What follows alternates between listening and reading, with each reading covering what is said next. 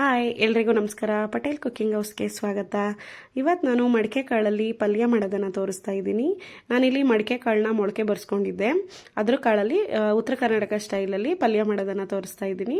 ನೋಡಿ, ಮೊದಲನೇದಾಗಿ ಒಂದು ಕಡಾಯಿ ತಗೊಳ್ಳಿ. ಅದಕ್ಕೆ ನಾನಿಲ್ಲಿ ಒಂದು 4 ಟೀ ಸ್ಪೂನಷ್ಟು ಅಡುಗೆ ಎಣ್ಣೆನ ಹಾಕಿದ್ದೀನಿ. ಎಣ್ಣೆ ಕಾದಿದ ನಂತರ ಇದಕ್ಕೆ ನಾನು ಅರ್ಧ ಟೀ ಸ್ಪೂನಷ್ಟು ಸಾಸಿವೆ ಹಾಕಿದ್ದೀನಿ. ನಂತರ ಅರ್ಧ ಟೀ ಸ್ಪೂನಷ್ಟು ಇದಕ್ಕೆ ಜೀರಿಗೆ ಹಾಕ್ಕೊಂಡಿದ್ದೀನಿ. ಎರಡು ಚೆನ್ನಾಗಿ ಸಿಡ್ದಾದ ನಂತರ ಇದಕ್ಕೆ ನಾನು ಒಂದು 8ರಿಂದ 10 ಬೆಳ್ಳುಳ್ಳಿ ಎಸಳನ್ನ ಚೆನ್ನಾಗಿ ಜಜ್ಜಿಬಿಟ್ಟು ಇದಕ್ಕೆ ಸೇರಿಸ್ಕೊತಾ ಇದ್ದೀನಿ. ನಂತರ ಇದಕ್ಕೆ ನಾನು ಖಾರಕ್ಕೆ ಒಂದು 8ರಿಂದ 10 ಹಸಿಮೆಣಸಿನ್ಕಾಯಿನ ಈ ಥರ ಚಿಕ್ಕದಾಗಿ ಕಟ್ ಮಾಡಿಕೊಂಡು ಸೇರಿಸ್ಕೊತಾ ಇದ್ದೀನಿ. ನಂತರ ಇದು ಚೆನ್ನಾಗಿ ಒಂದ್ಸಲಿ ಎಲ್ಲ ಕಲರ್ ಚೇಂಜ್ ಆಗಬೇಕು. ಮೆಣಸಿನ್ಕಾಯಿ ಸ್ವಲ್ಪ ಎಣ್ಣೆ ಜೊತೆ ಫ್ರೈ ಆದರೆ ಚೆನ್ನಾಗಿ ಖಾರ ಬಿಟ್ಕೊಳ್ಳುತ್ತೆ. ಹಾಗಾಗಿ ಫಸ್ಟಿಗೆ ಹಸಿಮೆಣಸಿನ್ಕಾಯಿ ಹಾಕೋದ್ರಿಂದ ಅದ್ರ ಫ್ಲೇವರು ಚೆನ್ನಾಗಿ ಬರುತ್ತೆ. ಹಾಗಾಗಿ ಹಸಿಮೆಣಸಿನ್ಕಾಯಿ ಮೊದಲು ಹಾಕ್ಕೊಂಡು ನಂತರ ನೀವು ಈರುಳ್ಳಿ ಹಾಕ್ಕೊಳ್ಳೋದ್ರಿಂದ ರುಚಿ ಚೆನ್ನಾಗಿರುತ್ತೆ. ಹಾಗಾಗಿ ನೋಡಿ, ನಾನಿಲ್ಲಿ 2 ಮೀಡಿಯಮ್ ಸೈಜ್ ಇರೋ ಈರುಳ್ಳಿನ ಇದಕ್ಕೆ ಸೇರಿಸ್ಕೊತಾ ಇದ್ದೀನಿ. ಈರುಳ್ಳಿನ ಚೆನ್ನಾಗಿ ಸ್ವಲ್ಪ ಕಲರ್ ಚೇಂಜ್ ಆಗೋವರೆಗೂ ಹುರ್ಕೋಬೇಕು ನೀವು. ನಂತರ ಇದಕ್ಕೆ ನಾನಿಲ್ಲಿ ಒಂದು 1/4 ಟೀ ಸ್ಪೂನಷ್ಟು ಅರಿಶಿನ ಪುಡಿನ ಸೇರಿಸ್ಕೊತಾ ಇದ್ದೀನಿ.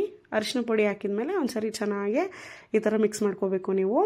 ಮಡಿಕೆ ಕಾಳು ತುಂಬ ಒಳ್ಳೆಯದು ಆರೋಗ್ಯಕ್ಕೆ. ಉತ್ತರ ಕರ್ನಾಟಕ ಸೈಡು ಉದುರು ಮಡಿಕೆ ಕಾಳು ಪಲ್ಯ ಅಂತ ಮಾಡ್ತಾರೆ, ಆ ಥರ. ಬಟ್ ನಾನಿಲ್ಲಿ ಡಿಫ್ರೆಂಟಾಗಿ ಮಾಡಿದ್ದೀನಿ, ಸ್ವಲ್ಪ ಚೇಂಜ್ ಆಗಿ.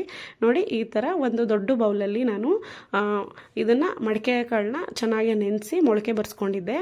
ಅದನ್ನು ಒಂದು ದೊಡ್ಡ ಬೌಲಷ್ಟು ಅಂದರೆ ಒಂದು 1/4 kg ನಾನು ಕಾಳನ್ನ ನೆನೆಸಿ ಅದನ್ನು ಈ ಥರ ಮೊಳಕೆ ಬರ್ಸ್ಕೊಂಡಿದ್ದೆ. ಅದನ್ನು ಸೇರಿಸ್ಕೊತಾ ಇದ್ದೀನಿ. ಈ ಥರ ಮೊಳಕೆ ಕಟ್ಟಿ ಮಾಡೋದ್ರಿಂದ ಆರೋಗ್ಯಕ್ಕೂ ತುಂಬ ಒಳ್ಳೆಯದಲ್ವ. ಹಾಗಾಗಿ ನೋಡ್ತಿದ್ದೀರಲ್ಲ, ಇದನ್ನು ಸ್ವಲ್ಪ ಎಣ್ಣೆಯಲ್ಲಿ ಚೆನ್ನಾಗಿ ಫ್ರೈ ಮಾಡಿಕೊಂಡೆ ನಾನು.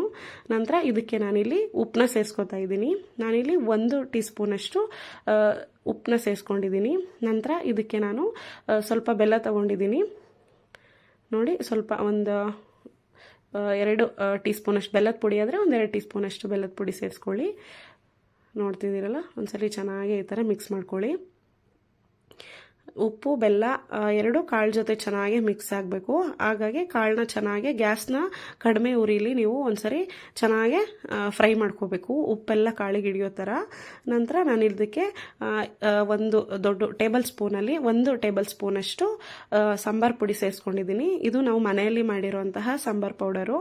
ನೋಡ್ತಿದ್ದೀರಲ್ಲ, ಇದು ಹಾಕಿದ ನಂತರ ಒಂದ್ಸಲಿ ಮಿಕ್ಸ್ ಮಾಡಿ ನಾನಿಲ್ಲಿ ಬೇಯೋದಕ್ಕೋಸ್ಕರ ಒಂದು 2 ಲೋಟದಷ್ಟು ನೀರನ್ನ ಸೇರಿಸ್ಕೊತಾ ಇದ್ದೀನಿ. ನಂತರ ಇದು ಬೇಯೋದಕ್ಕೆ ಒಂದು 10 ನಿಮಿಷ ಟೈಮ್ ಬೇಕಾಗುತ್ತೆ. ಬೇಕಿದ್ರೆ ನೀವು ನೀರು ಕಮ್ಮಿ ಆದರೆ ಸೇರಿಸ್ಕೋಬೋದು.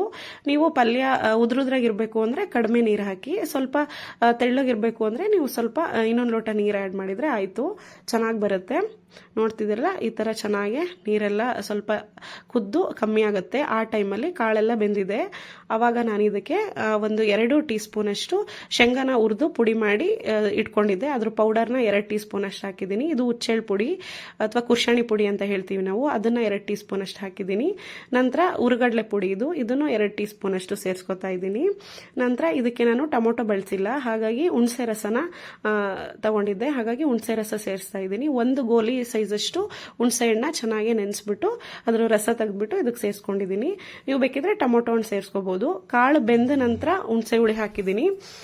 ಕಾಳು ಮುಂಚೆನೇ ಹುಣಸೆ ಹುಳಿ ಹಾಕಿದ್ರೆ ಕಾಳು ಬೇಯೋದಿಲ್ಲ. ಹಾಗಾಗಿ ನೋಡಿ, ಚೆನ್ನಾಗಿ ಒಂದ್ಸಲಿ ಕೊತ್ತಂಬರಿ ಸೊಪ್ಪನ್ನ ಸೇರಿಸ್ಕೊಂಡು ಚೆನ್ನಾಗಿ ಕುದಿಬೇಕು. ಇದು ಒಂದು 5 ನಿಮಿಷದವರೆಗೂ, ಆಗ ಪಲ್ಯ ರೆಡಿ ಆಗುತ್ತೆ. ನೋಡಿ, ಬಿಸಿ ಬಿಸಿ ಚಪಾತಿ ಜೊತೆ ನಾನಿಲ್ಲಿ ಬೆಂಡೆಕಾಯಿ ಚಟ್ನಿ ತೊಗೊಂಡಿದ್ದೀನಿ.